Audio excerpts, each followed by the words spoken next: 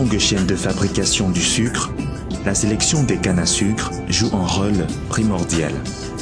Depuis des années, les ingénieurs de Sosucam expérimentent différentes variétés de cannes pour en repérer les meilleures, seules capables de produire du bon sucre.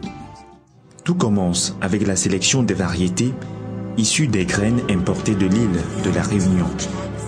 Sur 9000 variétés, 3000 environ vont passer à l'expérimentation.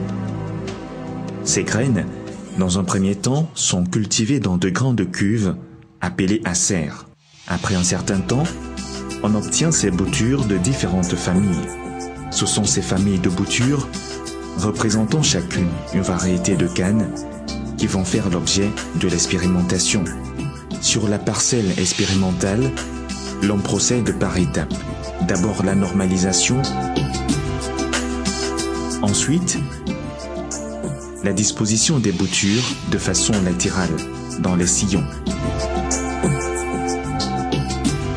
Pour obtenir de meilleurs résultats, on ajoute des insecticides qui luttent contre les termites et des engrais pour favoriser une bonne poussée. Une fois les boutures implantées, les ingénieurs reviendront plusieurs semaines plus tard pour effectuer des visites d'observation. Ici, le champ d'expérimentation date de quelques mois. À intervalles réguliers, une notation qualitative est faite pour le choix des meilleures variétés. Là, les cannes à sucre ont déjà un an d'âge. Les ingénieurs peuvent aisément étudier et comparer les caractéristiques spécifiques de chaque espèce, le feuillage, la tige, la longueur, le diamètre, la pureté et la teneur en sucre. À ce stade, l'on procède par élimination. Les variétés qui ne se sont pas bien comportées sont purement et simplement supprimées, tandis que celles qui offrent de meilleurs résultats sont replantées pour une nouvelle observation scientifique.